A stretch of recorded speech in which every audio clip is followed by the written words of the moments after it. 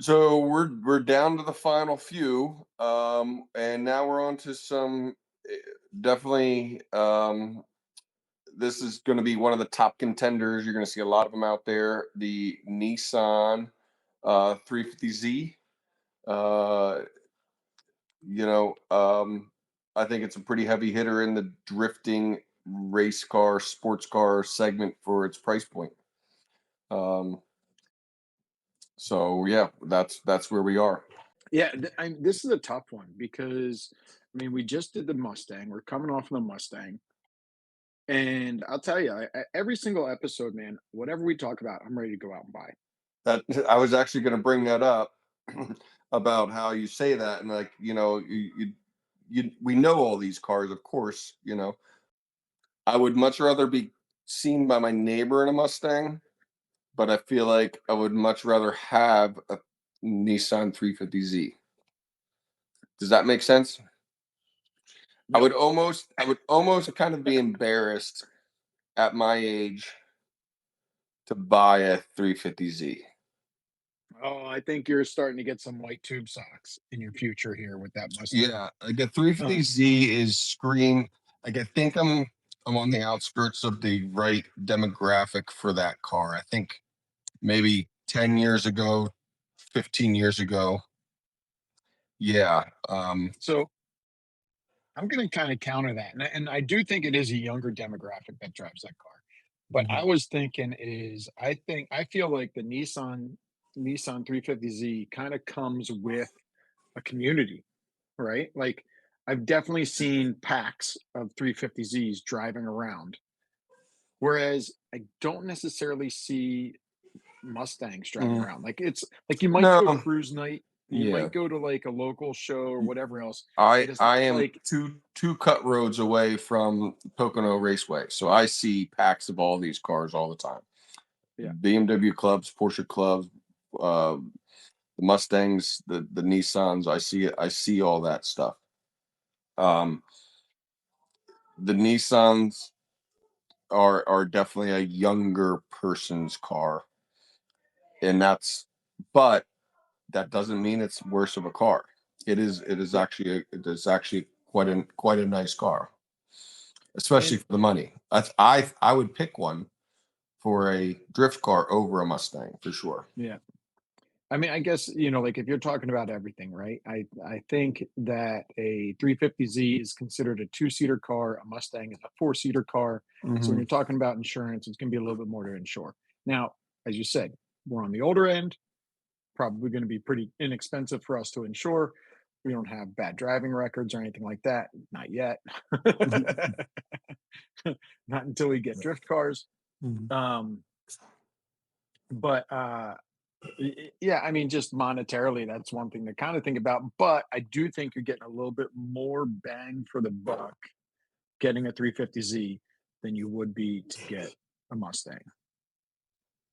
Especially if you're really looking for a true turning a sports car in the aspect of going around drifting or doing SCCA solo events, or even if you did a couple track days. I think that it's a much better car for all of those things.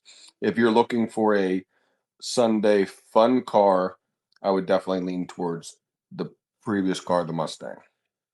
But if you're doing racing, I would say the Nissan is a much better option. Yeah. I don't know. So I don't want to turn this into just completely comparing Yeah, yeah, the yeah. previous car versus the Nissan. So No, but what are some of the features of the Nissan that really stand out to you that draw you in? so it's been a minute since I've driven one, but we've because I don't, there's just not a lot of them out there. But the V6 that Nissan has, that 3.5 exhaust tune sounds amazing, and I believe, depending on the year, that you're well over 7,000 RPM rev limit, which is and it's 300. It's depending on the year. Once again, it's 300 ish horsepower. So depending on the year and everything, you're ripping that V6 pretty high. Right. So Um, the one thing I did find in research is the slightly older model, the VQ, I think instead of the VH, mhm. the the single throttle body is really the motor style that you want. That one's much more reliable, has less. I mean, I think they both have oil consumptions, but the motor's easier to replace, or it's easier to replace parts on it, stuff like that. Mhm. Um, so you're talking, but I think that's still like 287. I mean, Yeah, I mean, you're in only talking. I mean, yeah, for a drifting event like this, a 15 horsepower, that's minimal between the years. But the high revving, I think the more modern engine does rev about 1,000 RPM higher. right. So that, you know what, I didn't check that out, but that's interesting to know is that you do get a higher revenue. Um, I mean, the newer motor has two throttle bodies and two intakes, and it's Mhm. kind of a neat design. But like you said, it's still the V6. Now, the funny thing is, a lot of the research that I've brought up, people absolutely hate the sound of this 3.5. Really? But I agree with you. Like I've definitely seen things that say like the worst sounding V6 you'll hear. But I No, when disagree. it's when it's I think stock it and you're in sounds the car, it sounds amazing. Yeah, yeah, I think it sounds a lot like I think it sounds semi similar to the VR6. And we both love I that agree. sound anyway. I agree. I agree. And and I mean maybe it's a little bit more raspy. I don't know exactly how, like I haven't really heard them back to back, but I do really like the sound of that car. I think it's a Mhm. great sounding car. Um, you know, you can toss headers on it and do a couple other things, and you can actually make it sound even a little bit better too. But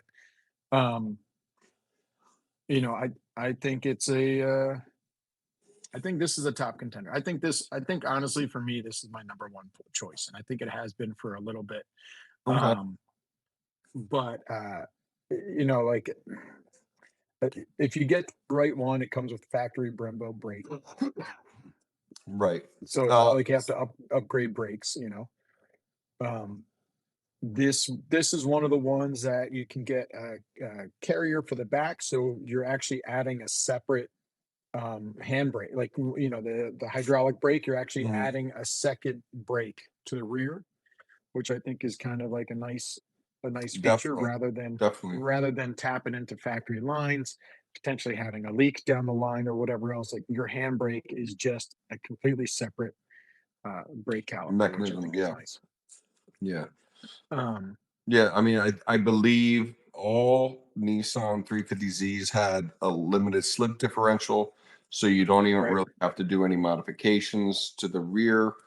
They are known to be pretty stout, and they're known to get if you need to get a used part out of a junkyard or find some parts for it. Do you have the availability to do that? I feel like this is designed to turn, right? Correct.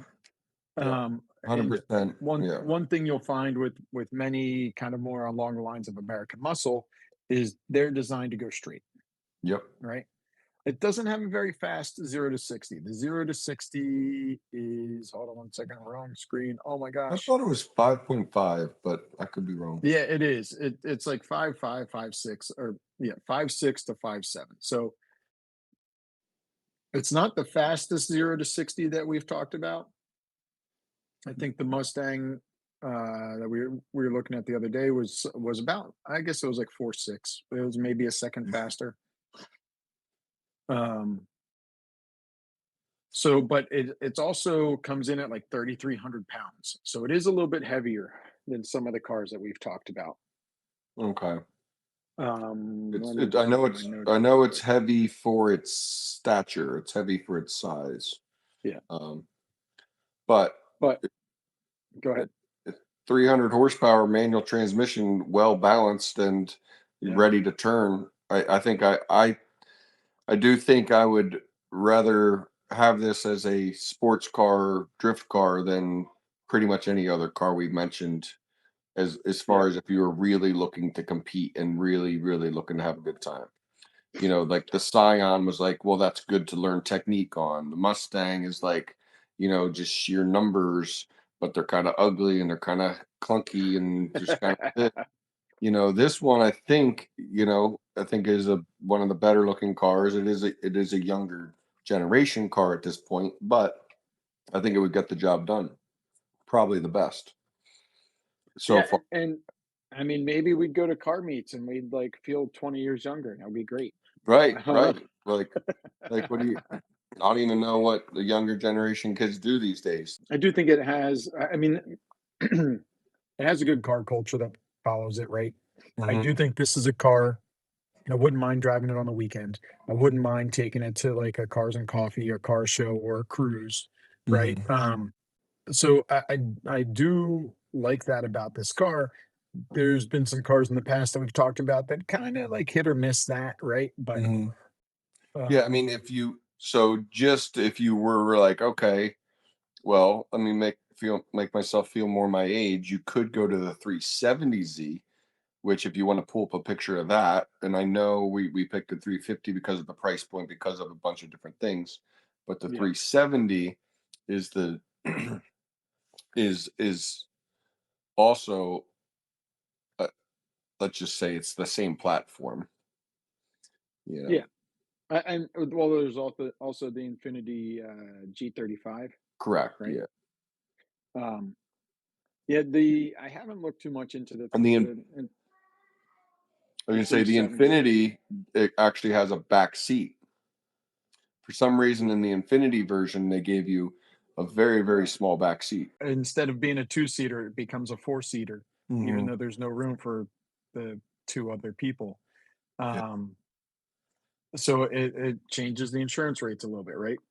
Um, so I guess that's why companies do things like that, right? Like it's like, oh, this is a completely worthless back seat, but it To know ticks a you, check well, mark. it's also Infinity priced it a little higher. They gave you a Yeah, slightly nicer interior. They gave you the idea that if you really had to, you could fit someone in there. So that's why it had the back seat, in my opinion. Yeah. yeah, and then when we're talking about this is just another option, the Infinity. Yeah. I think I like. I mean, overall, I think I like the. And some of these are four doors, but I think I like the Nissan. I think I like the looks of the Nissan better than the Infinity, even though I the agree. Infinity is kind of the Yeah. like the more luxury brand, right? Yep. Yeah, I think I would go.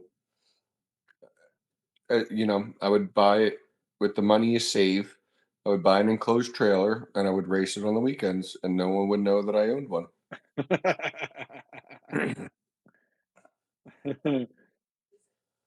Oh, that's funny. Let's go back to the 350Z. Let's just pick a great photo.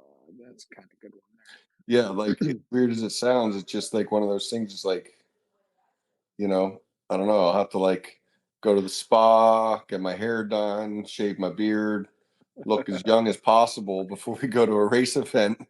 uh, What, just own a 350Z? yeah, No. I feel like I'm too old for one. Yeah.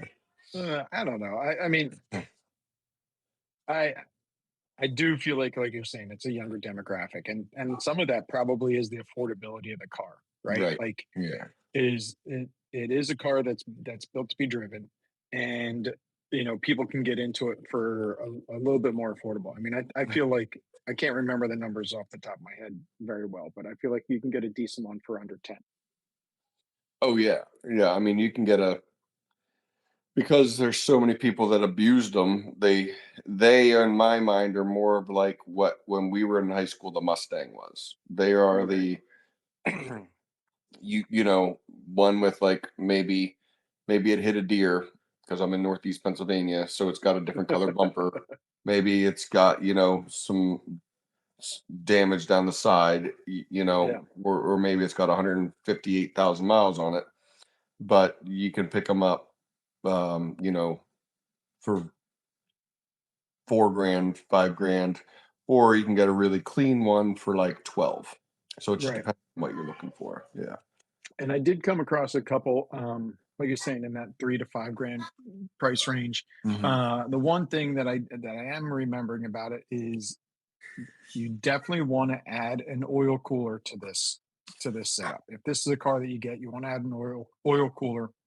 It burns oil for whatever reason. Hmm. So on top of that, the oil cooler one adds extra volume of oil, Yeah. but also helps keep the oil cooler. So that's one thing that we'd want to kind of keep in mind. I found one for 3,500 that had an oil cooler and a handbrake and a couple other things in it. But the guy was just a total pain to deal with. Another Mm. one of those Facebook stories of, "Hey, dude, I'll come take a look at it tomorrow," and then 3 days later, he gets back to you and says, "Oh, I wasn't home." Like maybe Yeah. next week. And it's like, "All right, cool. Well, give me a day," and then he just stops getting back to you, and it's just like, "All right, Mhm. well, you know." So Yeah. Well, so I do think it is where it is in the list for a reason. Um, it would be a fun car, just like you said, on Sundays driving around. It would also be a fun car to tinker with because overall, there's several choices of anything you want to do. You want to do yeah, coilovers, you want to do e-brake kits, you want to do whatever you want to do, you got some options. So if you wanted to have a weekend car to tinker with, in my mind, this is the new generation of like the Mustang. Um, right. there's Mustang has a million options, but this one does kind of. This one also I feel like is especially for drifting. There's so many options for it. I agree. I concur. Yeah, I mean um, it might be the number one drift vehicle, but we don't know because we're new to this. this weekend I can't do it, but there is a event this weekend that we could go to. I guess it's Saturday and Sunday, but Saturday I got a couple of things going on that I forgot about. I do think it would be important to get to a drift event and just talk to some of the people. Now, some of it though is like, how many people are in their first drift car anyway, and they're just like, I don't know, this one works. Yeah, I get it sideways, you know. right, right. Um, I mean, I talked to a guy that was building an E30, and I said, "Hey, why'd you choose that platform?" He's like, "Well, it was cheap, and I put a different motor in it, so it didn't matter." I was like, Right. "All right, well, that wasn't a really scientific answer." No, you don't need scientific. You just Yeah, need you just you know, I do think one of the reasons why we determined to do the drift was because we did kind of want to tinker with the car.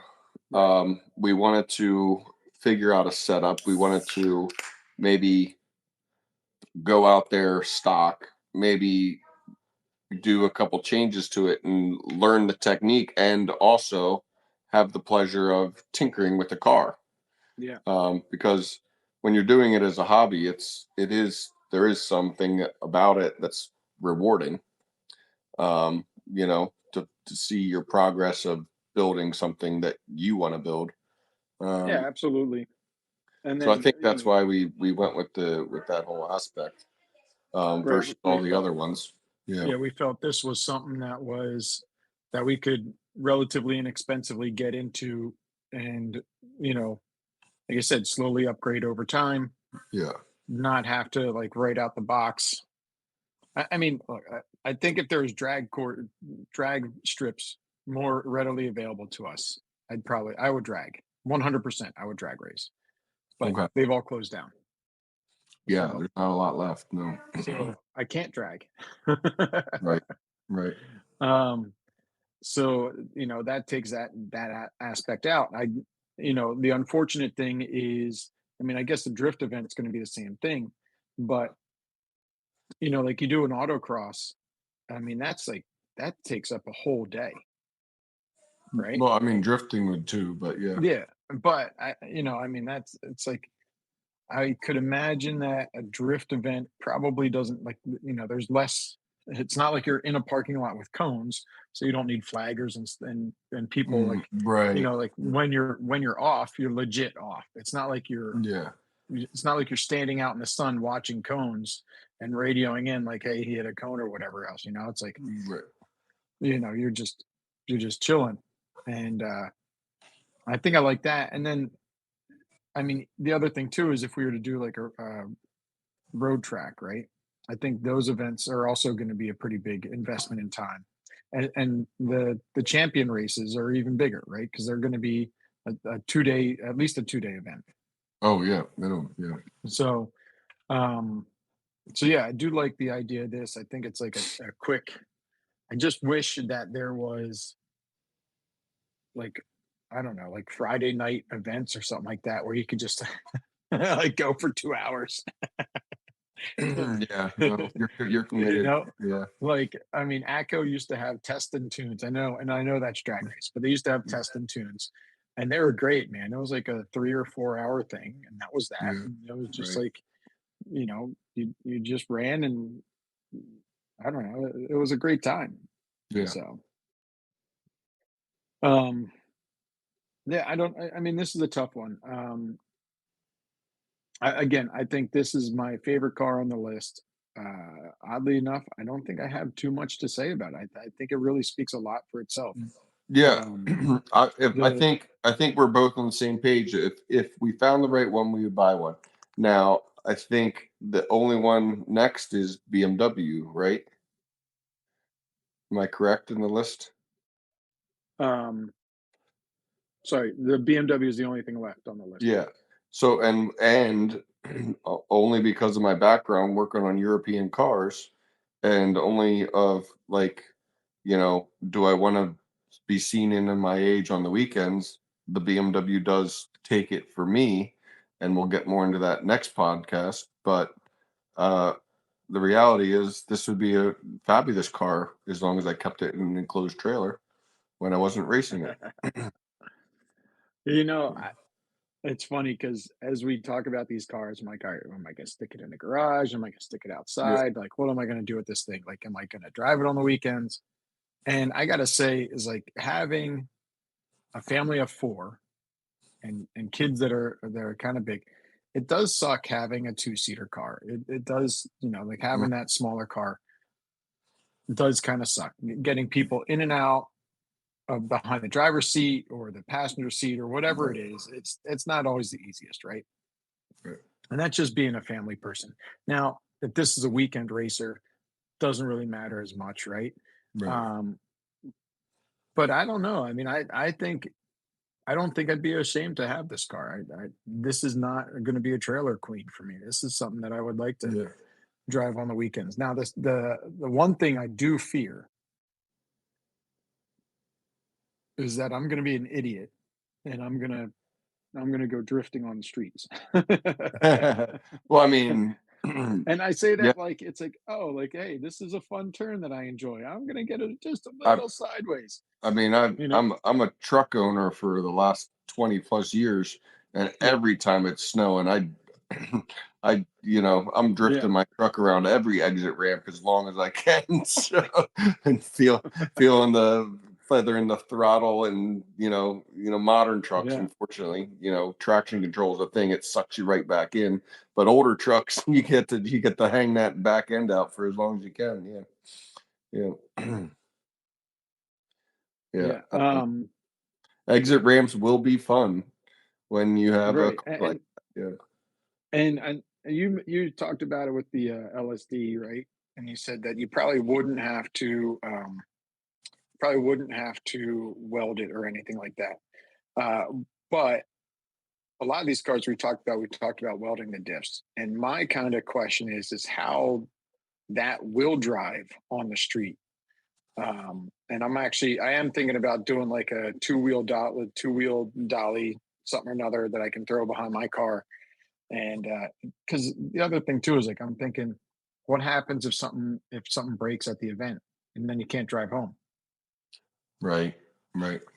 You know, since you touched based on the BMW a little bit, the one thing I think if I could find an E36 two door that's not an M3 and super expensive because it's an M3, I think I'd be really happy. They're out there. They're out there. Yeah, but they're even they're almost even more rare than some of these cars that we've talked about, right? Like, like I can tell you, I found a bunch of like 328s that are like convertible hardtops, Yeah, yeah, right? But I haven't like that's the closest two door I found is like a 328 convertible hardtop. yeah. There does tend to be the convertibles tend to be the lower price points for sure. Yeah. So if you're searching by price, there's a lot more convertibles than hardtops. But they're you might get a higher mileage one Yeah. that will yeah, it's unfortunate that I didn't think about it. A buddy of mine just sold his that he owned for 17 years.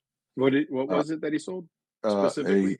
a 328i manual transmission with he sold it at 200,000 miles on it. He owned Wow. it for 17 years, and he is a master tech at BMW. So Yeah. Should have those picked that up. That was yeah, fun. and I don't know. He told me he was getting a new car and everything, and for some reason I didn't think about it. Yeah, Because you still have 7 vehicles that you need to get rid of? I got rid of a couple. I think I'm Okay. down a few. Yeah, we're getting there. Yeah, Yeah. Well, don't the next one you buy has to be the drift car. yeah, definitely. All right, 350Z, final thoughts, color, mods, whatever else. What are you looking at? What's your Uh, ideal 350Z? I mean, quite honestly, I feel like as stock as possible. Um, some coilovers, good quality shocks, hydraulic e-brake. I wouldn't weld the diff. I would just keep the factory limited slip, some worn out tires in the back and sticky ones in the front. Um, that's what I would do day one, and then figure out what works and doesn't work and go from there. um, I know this is a car. It's interesting. They sell a spacer for the intake, just buffs it up a little Uh, bit. Um, that's like a tiny mod that a lot of people seem to end doing. Um, yeah, I mean, I don't know. I don't think I'd worry about like body kits or anything like that for this. Let me just like click through some of these cars. Um, I don't think I'd worry about a wing or anything. I think, like no, you're saying, just kind of keep it stock. I'd probably want to make sure that there's some sort of hood vent for the motor, but right, right. I'm not even entirely sure that's important. Like sometimes you end up adding more draft. Oh, this one here, this has a cool little hood scoop, right next to the Yeah, driver's side light. yeah. It looks like they cut something there. Um, because the air box is right there. So like that, I always thought that was like a slick looking one. Like, I mean, I think that's like the biggest thing we're talking about, right? Yep. Is adding that. But I mean, oh, here's Barbie. Let's check out Barbie. I love this. I think I'd run like a bash Yeah, like car a like skeleton this. cage type thing, Yeah, front and front rear. and You could rear. The one thing I like, I'm not sure if let's see if I can find one, is a lot of times when people build these things, they're built so that there's a center mount so that you just jack up that it's a jack plant. You oh, jack it up so you can take both rear wheels off or both front wheels off mhm. and See, just I will say out of all the cars we've talked about so far, this one would, in my mind, would also be a car that if you wanted to do like SCCA solo parking lot racing, like the pylon yeah, cones, this one would be one of the more uh, fun ones where you could kind of get into competition with. yeah. Um, and it would also be a good fun weekend car. Um, you know, as I long as agree. I you mean, you've kept got it. twisty roads near you. I've got twisty Yeah, roads near me. I definitely think that this is a something where like you could do a weekend cruise and just enjoy the car and yeah, you know over yeah. the So, event. Now the one thing is, if you remember from SCCA, the one downside is like if you're in stock class, which I think is the best class to kind of be in. um, is you can't do coilovers. You can do, I think, shocks, but not springs. Which so if you end up doing coilovers, it No. just puts you in a different class. But Yeah, I mean, if you're just it, racing to have fun, and I mean, yeah, so when you're racing for class, if you're showing up for every single race and you're competing to go to nationals, that's one thing. But I don't think we're talking about doing that. But yeah, uh, no, I mean, so I guess the hardest part that I found when we built a car before, the tough part was is we end up building a car because it was the parts we had, kind of, right? yeah, yeah, So to catch listeners up, I was a jackass. I rolled a car over, and now we had a motor that we wanted to use. So we took that motor out, we put it in another car, and then when we did that, we stripped the hell out of it. We did coilovers. We did so much that it put us in such a weird, awkward class that we had nobody to even race against. yeah. And to me, I think there's two then people in our class. yeah, there's the one guy that had the 944 that was completely race prepped, Mhm. and I can't remember who else. But then the hard part then to me became like, okay, I can compare my time against your time, but I can't necessarily compare it against the daily times because I don't know if my car's not set up properly or if it's just plain Mhm. slow compared to the other cars, you know?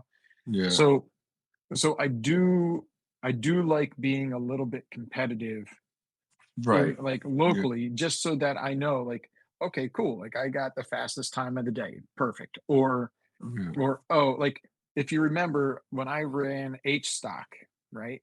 In my Jetta, I always had like an old 2.5 Subaru that I was running. It wasn't a WRX. It right. was just a four-door, or Yep. maybe it was a two-door. I can't remember, but it was a I think 2.5 yeah. Subaru that I always ran. No, it was the 1.8. That's what it was. It was the 1.8 because it was the stock. It was the stock model, and we were always like fractions of seconds away from each other. Yeah. And it pushed me. It really helped me. Like, oh, I got to beat him this time, or Mhm. vice versa. You know, and I think that's helpful to have one more multiple people in your class, and two being able to have somebody that's that close to you rather than like, man, I am so far down and I did so many modifications to my car, I don't know if it's horsepower, I don't know if it's tracking, I don't know if it's acceleration, I don't know what I'm missing Mhm. to be able to catch up, you know what I mean? Yeah, I mean, so of course, most people that get into things like this are going to be competitive. So you want to do everything you can. So you're talking timed events versus like style at events. But one of the things about drifting is you are doing it for yourself. Yeah. So you can get competitive, of course, because it is, um, there's different rankings throughout the day. But also the interesting thing about it is you're just learning um, at your own pace to get your own style in for yourself in someone Right. else's course where you get to just essentially beat the snot out of your car.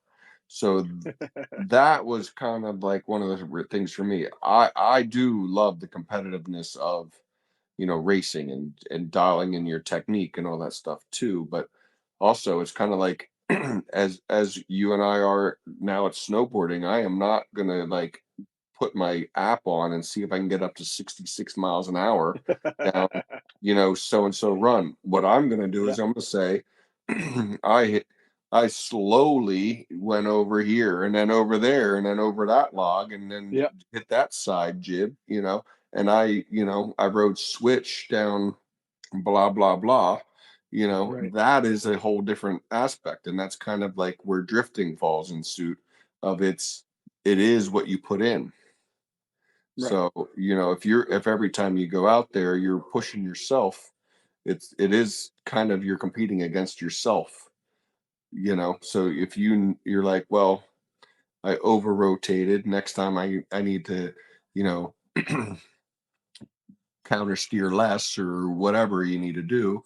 to correct that. It is you are kind of competing against yourself every run, and so that's kind of neat. Yeah, and I do agree with what you're saying about the drifting aspect. I was just pointing out really of like doing the autocross in a, Yeah. so where this all started was road racing, right? Where Mhm. there's a specific class that you kind of fell into, and you could only do certain modifications. Um, and then I think we thought that road racing was too expensive, so we looked into the lemons and the champs, which Yeah. we realize is just as expensive. And then you have a car that you don't like driving, Yeah. Well, right? and unfortunately, as we're finding out, it's also very, very hard to put so much time into things when we're both as busy as we are. So that's Oh the other my thing. gosh. Like when I don't know A- how so many people find so much time to do this. That's the other I aspect. don't either.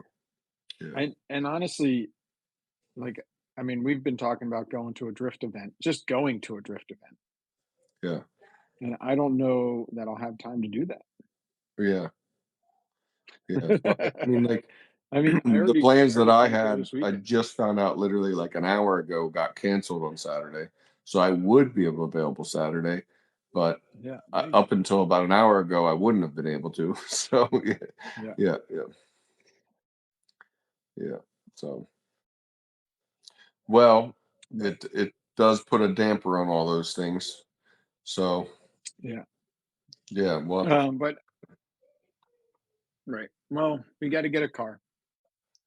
We got next week. We got the BMWs, all of them. We're every talking single about one. Yep, every single one. We're going to start from the first BMW and work all the way up. it's gonna be a 12-hour podcast, guys. Get ready. Hmm. Yeah, it's going to be awesome. You know, the hardest part about being a BMW owner, Oh, I feel being the like you. prick on the inside. Uh, I thought you were gonna say something about turn signals or something like that, but Yeah, no, well, I mean, we can remove those because I don't yeah, think they even work. they don't work. Yeah. Yeah. So I don't have to worry about that. I've already talked about removing the wiper stalks. So All right. so get Perfect. rid of the turn signals too. So ultimately, we're happy with where the Nissan sits in the list, and I'm gonna Yeah. start looking for them now, just in case I find a good one. But next week is BMW, and then we got to start shopping for real because it's spring. Yeah, absolutely. All right, perfect. Sounds good. All right, guys. Well, thanks for dropping in. Again, next week we'll be talking about BMWs and which BMW we think would be make most sense for us to drift. Uh, we will then quickly, hopefully, start shopping for one. So maybe we'll have some tails next week. I'm off work, so I can always go car shopping. All right, perfect. There's a lot of cars um, by you. I always notice. I was always like, "Whoa, there's so I'll have many to take cars a up by." look. There was a BMW that I was looking at, but it was red. I won't buy a red car. I don't do it. That's so funny. I won't buy a red car either. Yeah, I didn't even know that about. every red car I've ever owned has been issues. Oh, yeah, I don't do red cars either. Weird. Yeah. So, All right. all right. Well, thank you guys for dropping into vehicles and videos. All right. Hopefully, we'll have more videos for you guys. Sayonara. See you in a week. Sounds good. See you, bro. Bye. Bye.